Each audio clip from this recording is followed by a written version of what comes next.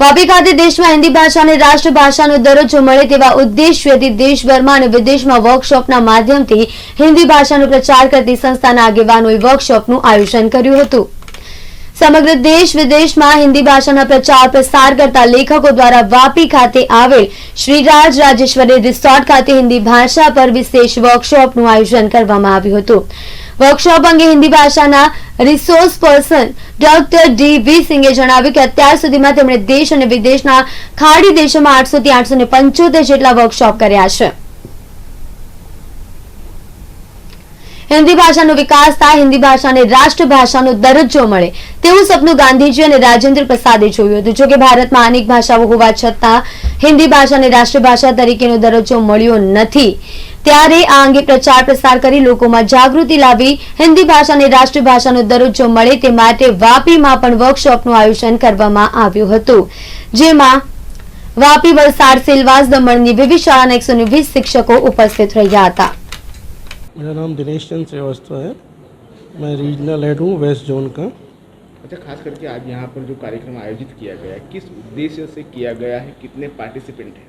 इसमें लगभग 100 से 120 पार्टिसिपेंट हम लोग अपेक्षा कर रहे हैं और इसका उद्देश्य है कि हमारी जो नई राष्ट्रीय शिक्षा नीति आई है उसके बारे में सारे टीचर हमारे ऑथर के साथ चर्चा कर सकें और क्या नया आया है, बच्चों का कैसे विकास होना है, उसके बारे में हम लोग आपस में डिस्कस कर सकें।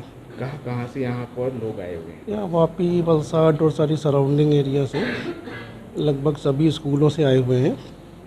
और हमारी जो यहाँ पे आज चीफ गेस्ट हैं डॉक्टर राजेश्वरी चौहान जी, जिनका स्वयं का विद्यालय है श्री राज राजेश्वरी विद्या मंदिर, वो हमारे चीफ गेस्ट भी हैं। मेरा नाम डॉक्टर डी.वी. सिंह है। मैं रिसोर्स पर्सन हूँ हिंदी का, और देश विदेश में लगभग मैंने 850 से 950 वर्कशॉप कार्यशालाएँ हिंदी में संपन्न किया है, जिसमें कि खाड़ी देश के लगभग सभी देश आते हैं और पूरा पैन इंडिया हिंदुस्तान।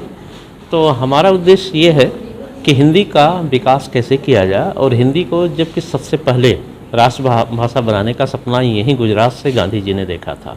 इसके बाद बिहार राजेंद्र प्रसाद जी, डॉक्टर राजेंद्र प्रसाद जो राष्ट्रपति थे, उन्होंने, सच्चिदानंद जी, इन सबों ने मिलकर काफ़ी प्रयास किया था, लेकिन कुछ ऐसी भाषाई कुछ समस्याएं थी जिसके नाते आज तक इसको राष्ट्रभाषा का दर्जा नहीं दिया जा सका है।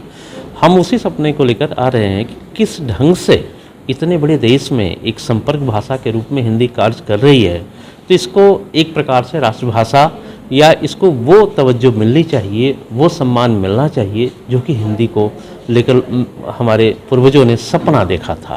तो ये हमारा उद्देश्य है।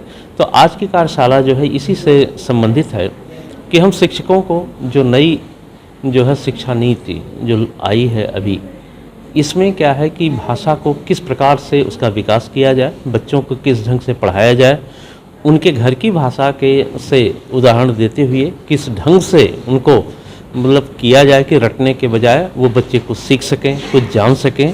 ये हम टीचर्स को जितने हैं, शिक्षक शिक्षिकाओं को हम बताएंगे कि कुछ चीज़ें कि वो बच्चों को कैसे बढ़ाएं ताकि उनको बोझ न लगे और बच्चे उसमें रुचि लेकर जो है पठन पाठन कर सकें।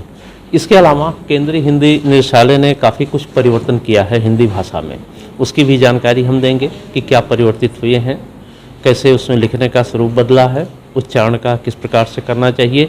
इन सभी बातों पर हम विस्तार से चर्चा करेंगे।